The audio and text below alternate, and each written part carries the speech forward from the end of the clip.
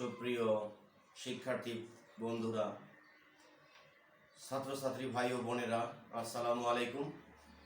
আশা করি আপনারা সবাই ভালো আছেন, সুস্থ আছেন এবং সুস্থ থেকে আপনাদের মহান দায়িত্ব লেখাপড়াটুকু চালিয়ে যাচ্ছেন।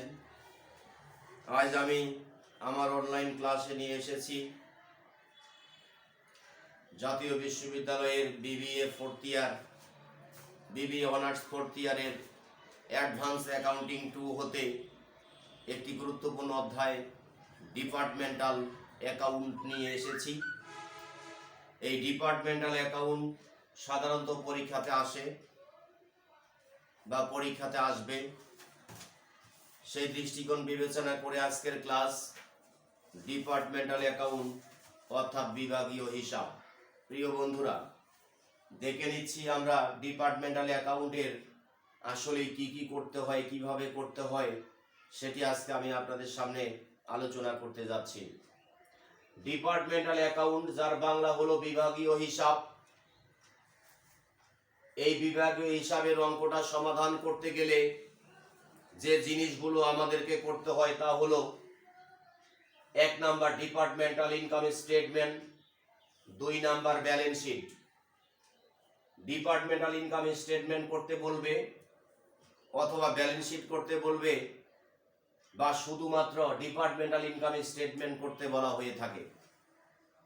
বেশিরভাগ অঙ্কেই আপনারা দেখবেন শুধুমাত্র ডিপার্টমেন্টাল ইনকাম স্টেটমেন্ট করতে বলা হয়েছে, সেখানে ব্যালেন্স শিট করতে বলা হয়নি।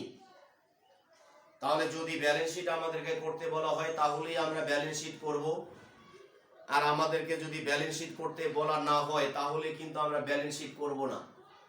তখন শুধুমাত্র আমরা ওই ডিপার্টমেন্টাল ইনকাম স্টেটমেন্টটুকু করেই আমরা বিদায় নিব সেই অঙ্ক থেকে। তো আজকের আলোচনার বিষয়ে আমি লিখে দিয়েছি ডিপার্টমেন্টাল অ্যাকাউন্টের 2টি প্রধান করণীয় বিষয়। একটি হলো ডিপার্টমেন্টাল ইনকাম স্টেটমেন্ট, একটি হলো balance sheet. Departmental income statement করতে গেলে প্রধান উপাদান হয় 4টি। 1 number opening inventory, 2 number purchase, 3 number sales এবং 4 নাম্বার ক্লোজিং ইনভেন্টরি। অর্থাৎ আপনি ডিপার্টমেন্টাল ইনকাম স্টেটমেন্ট করতে গেলে যে উপাদান 4টি ছাড়া ডিপার্টমেন্টাল ইনকাম স্টেটমেন্ট হবে না। এই 4টি উপাদান থাকার পাশাপাশি আরো কতিপয় খরচ বা কতিপয় খরচের নাম বা কতিপয় আয়ের নাম থাকতে পারে, সেগুলো গৌণ। কিন্তু মুখ্য বিষয় হলো যে ডিপার্টমেন্টাল ইনকাম স্টেটমেন্ট করতে হলে অবধারিত 5টা উপাদান থাকতেই হবে। সেই 5টি উপাদানের 4টি উপাদান থাকতেই হবে। সেই 4টি উপাদানের মধ্যে প্রথমটি হলো ওপেনিং ইনভেন্টরি, 2 নাম্বারটি হলো পারচেজ, 3 নাম্বারটি হলো সেলস এবং 4 নাম্বারটি হলো আমাদের ক্লোজিং ইনভেন্টরি। এই 4টি উপাদান বা এই 4টি উপাদানের আলোকেই মূলত আমাদের এই ডিপার্টমেন্টাল ইনকাম স্টেটমেন্ট তৈরি করা হয়। তার পরবর্তীতে আমি লিখে দিয়েছি উল্লেখিত 4টি উপাদানের মধ্যে অনেক সময় ক্লোজিং ইনভেন্টরি বের করে দেয়া থাকে না। অঙ্কের প্রয়োজনে তখন উক্ত ক্লোজিং ইনভেন্টরি বের করে নিতে হয়। ক্লোজিং ইনভেন্টরি ইউনিট আকারেও বের করা যাবে, আবার টাকার ব্যালেন্সের মাধ্যমেও বের করা যাবে। তাহলে কি বলা হলো, যে 4টি উপাদান আমি বলেছি আপনাদের সামনে, ওপেনিং ইনভেন্টরি, পারচেজ, সেলস এবং ক্লোজিং ইনভেন্টরি। এই 4টি উপাদানের মধ্যে অনেক সময় দেখা গেল ওপেনিং ইনভেন্টরি, পারচেজ এবং সেলস দেওয়া আছে কিন্তু ক্লোজিং ইনভেন্টরি দেওয়া নাই। কিন্তু ক্লোজিং ইনভেন্টরি ছাড়া কিন্তু ডিপার্টমেন্টাল ইনকাম স্টেটমেন্ট করা যাবে না। সেই দৃষ্টিকোণ থেকে ওই মুহূর্তে আমাদের কি করতে হবে, ক্লোজিং ইনভেন্টরিটা বের করে নিতে হবে। সেই ক্ষেত্রে জানার বিষয় হলো ক্লোজিং ইনভেন্টরি কিন্তু আবার 2 ভাবে বের করা যায়। ক্লোজিং ইনভেন্টরি একটি ইউনিট আকারেও বের করা যাবে, আবার একটি টাকার ব্যালেন্সের মাধ্যমে বের করা যাবে। তারপরে বলা হয়েছে কি, অন্য 3টি উপাদান যদি টাকার ব্যালেন্সে থাকে তবে ক্লোজিং ইনভেন্টরি সূত্রটি দাঁড়াবে opening inventory plus purchase minus cost of goods sold.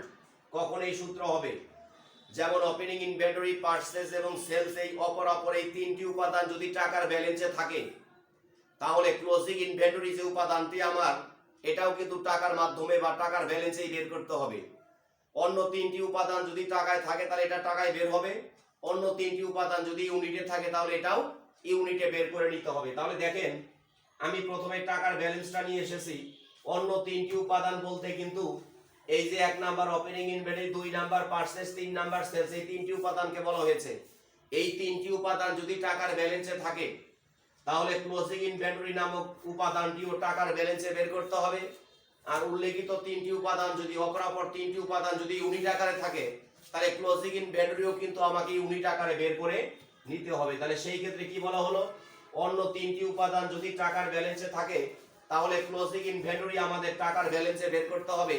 আর সেই ক্ষেত্রে টাকার ব্যালেন্সের সূত্রটা হলো opening inventory plus purchase minus cost of goods sold. এখানে কস্ট অফ গুডস সোল্ড এর সূত্র হলো সেলস মাইনাস গ্রস প্রফিট।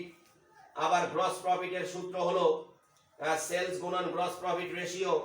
এখানে গ্রস প্রফিট রেশিও আবার মুনাফার শতকরা হার যা প্রশ্নে দেওয়া থাকবে। প্রিয় বন্ধুরা, আমি আগেই বলেছিলাম যে এই ক্লোজিং ইনভেন্টরি বের করতে হবে কখন, যখন ক্লোজিং ইনভেন্টরি আমাদের বের করে দেওয়া থাকবে না। তাহলে ক্লোজিং ইনভেন্টরি বের করে দেওয়া না থাকলে আমাকে অবশ্যই ক্লোজিং ইনভেন্টরি বের করতে হবে। তবে ক্লোজিং ইনভেন্টরি কিন্তু এখানে দুইটি ওয়ে আছে বের করার, একটা হলো ইউনিট দিয়ে, একটি টাকা দিয়ে। এটা আবার ডিপেন্ড করবে অন্য তিনটি উপাদানের উপর। অন্য তিনটি উপাদান যদি টাকায় থাকে ক্লোজিং ইনভেন্টরি টাকায় বের করতে হবে। অন্য তিনটি উপাদান যদি ইউনিটে থাকে তাহলে ক্লোজিং ইনভেন্টরিটাও কিন্তু আমাদের ইউনিটের মাধ্যমে বের করে নিতে হবে। তাহলে টাকার ব্যালেন্সের সূত্রটা বলা হয়েছে opening inventory plus purchase minus cost of goods sold. তো দেখা গেল অনেক সময় ওপেনিং ইনভেন্টরি টাকায় দেওয়া থাকে, পারচেজ টাকায় দেওয়া থাকে, কিন্তু ক্লোজিং ইনভেন্টরিটা প্রশ্নে দেওয়া থাকে না। তাহলে ক্লোজিং কস্ট অফ গুডস সোল্ডটা প্রশ্নে দেওয়া থাকে না। তাহলে কস্ট অফ গুডস সোল্ড যদি আবার প্রশ্নে না থাকে তাহলে তো আমি এই সূত্রটা অ্যাপ্লাই করতে পারবো না। তাহলে সেই ক্ষেত্রে আমাকে কস্ট অফ গুডস সোল্ডটা আগে বের করতে হবে। সেই ক্ষেত্রে কস্ট অফ গুডস সোল্ডের সূত্র সেলস মাইনাস গ্রস প্রফিট। দেখা গেল প্রশ্নে সেলস আছে, গ্রস প্রফিট নাই, তখন কি করতে হবে, গ্রস প্রফিটটা আবার আলাদা করে বের করতে হবে। সেই ক্ষেত্রে গ্রস প্রফিটের সূত্র সেলস গুণন গ্রস প্রফিট রেশিও। এই গ্রস প্রফিট রেশিও কোনটি, যে মুনাফার উপরে শতকরা হার, যেটা প্রশ্নে উল্লেখ থাকবে, জাস্ট আমাদেরকে দেখে দেখে লিখতে হবে। তাহলে এতক্ষণ আমি কিন্তু লিখলাম আপনাকে ইউনিটে কি টাকার ব্যালেন্সে যদি থাকে, অর্থাৎ অন্য তিনটি উপাদান যদি টাকায় থাকে তাহলে ক্লোজিং ইনভেন্টরি টাকার মাধ্যমে যে সূত্রটি বের করা যায় তা কিন্তু আমি লিখে দিয়েছি। এখন আমি লিখে দিব অন্য তিনটি উপাদান যদি ইউনিট আকারে থাকে। তাহলে প্রিয় বন্ধুরা, আমি আগে বলেছি অন্য তিনটি উপাদান টাকায় থাকলে ক্লোজিং ইনভেন্টরি টাকায় বের হবে। অন্য তিনটি উপাদান যদি ইউনিটে থাকে তাহলে ক্লোজিং ইনভেন্টরি কিন্তু ইউনিটে বের করতে হবে। তাহলে আমি এতক্ষণ টাকা নিয়ে কথা বলেছি, এখন আমি লিখতে যাচ্ছি অন্য তিনটি উপাদান যদি ইউনিট আকারে থাকে। অন্য তিনটি উপাদান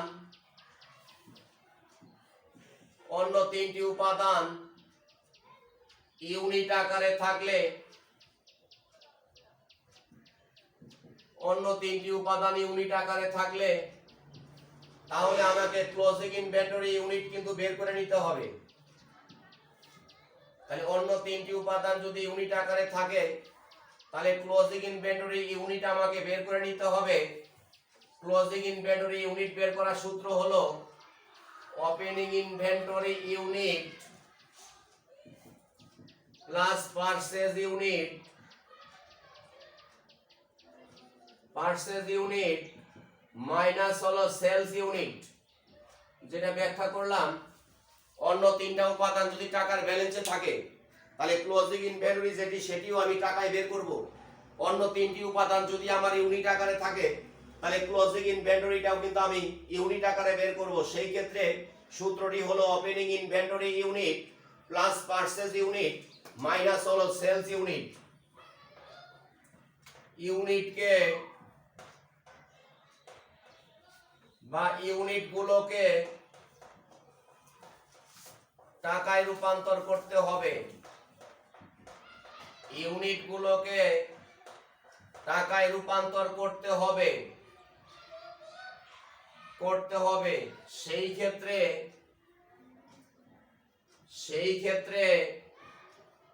সংশ্লিষ্ট ইউনিটকে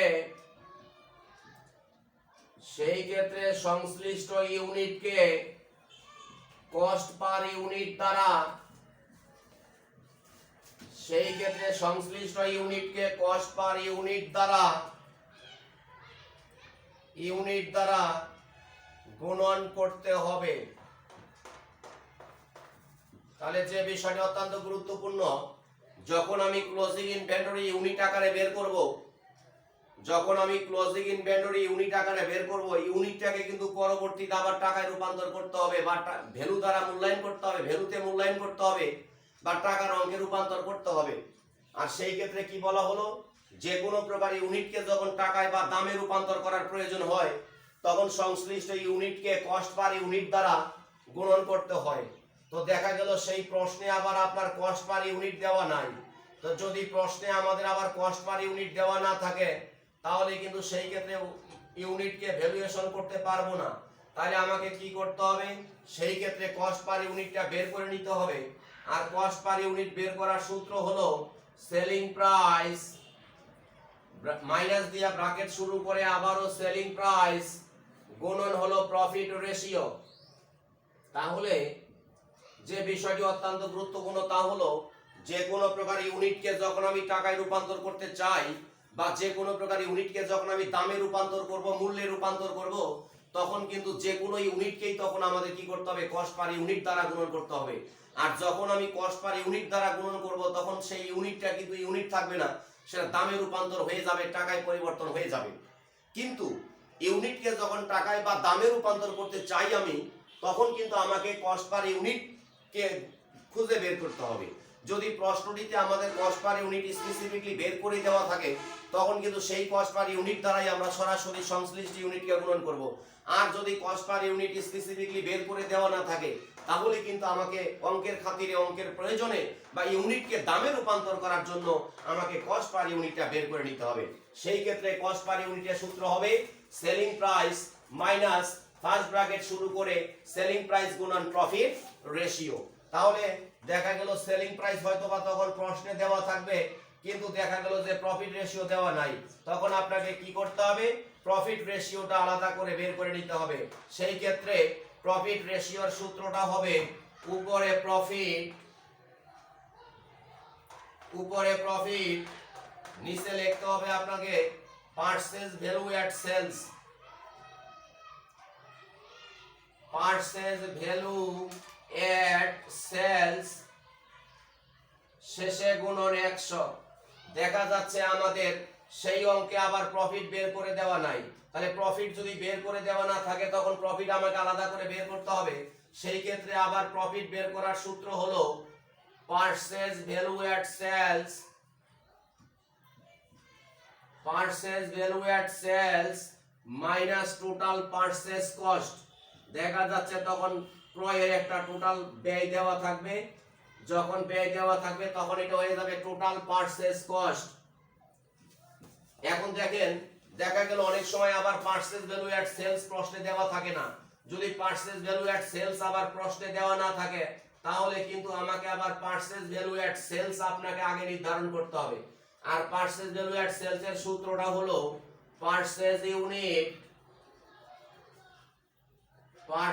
ইউনিট গুণন সেলিং প্রাইস। অর্থাৎ পারচেজের ইউনিটকে যদি আমি সেলিং প্রাইস দিয়ে গুণন করি তাহলে কিন্তু পারচেজ ভ্যালু এট সেল চলে আসবে। যখন পারচেজ ভ্যালু এট সেল চলে আসবে তখন কিন্তু আমরা প্রফিট নির্ণয় করতে পারবো। আবার যখন আমি প্রফিট নির্ণয় করতে পারবো তখন কিন্তু প্রফিট রেশিও নির্ণয় করতে পারবো। আর যখনই আমি প্রফিট রেশিও নির্ণয় করতে পারবো তখন কিন্তু কস্ট পার ইউনিটটা বের করতে পারবো।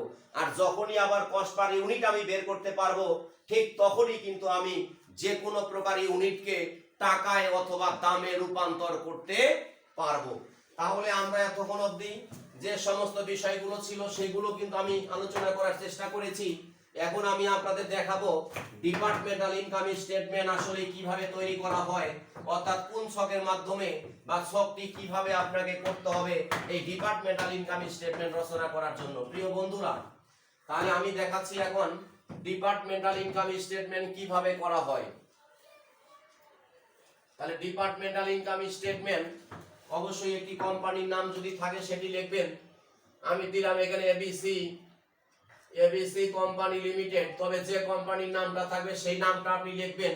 তার নিচে লিখবেন ডিপার্টমেন্টাল ইনকাম স্টেটমেন্ট, তারপরে লিখবেন for the year in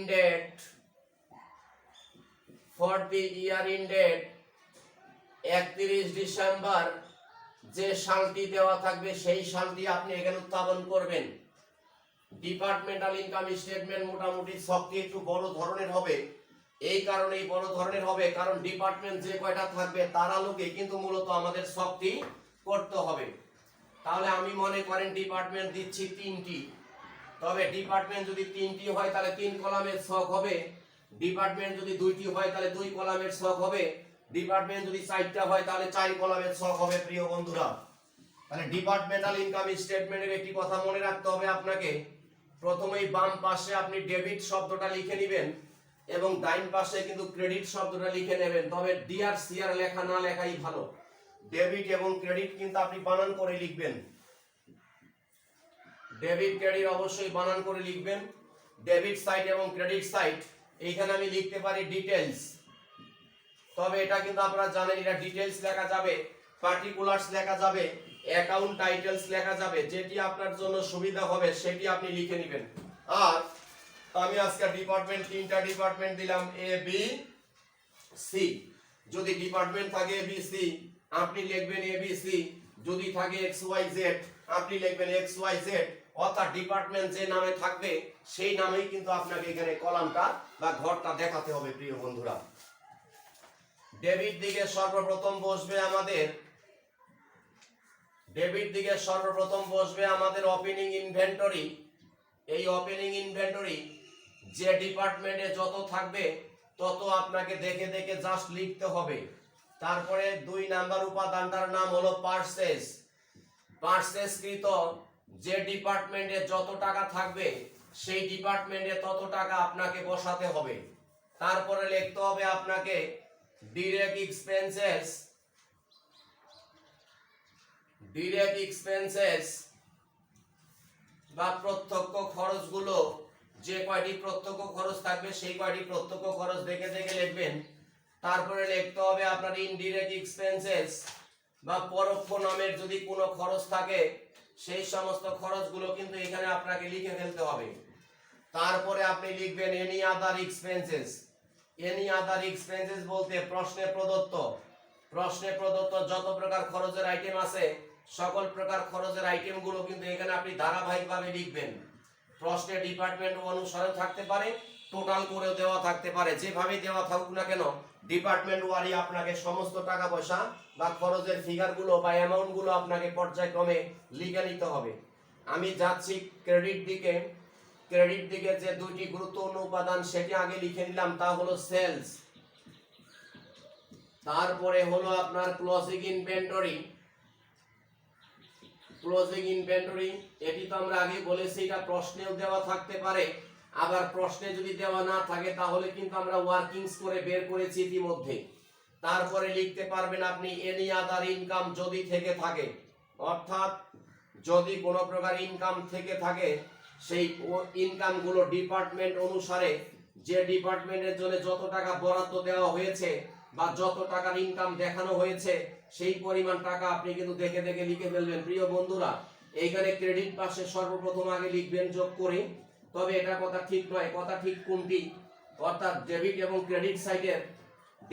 credit সাইডের টাকাগুলো আগে যোগ করে দেখবেন কোন সাইডে টাকা বেশি হয় কোন সাইডে টাকা কম হয়।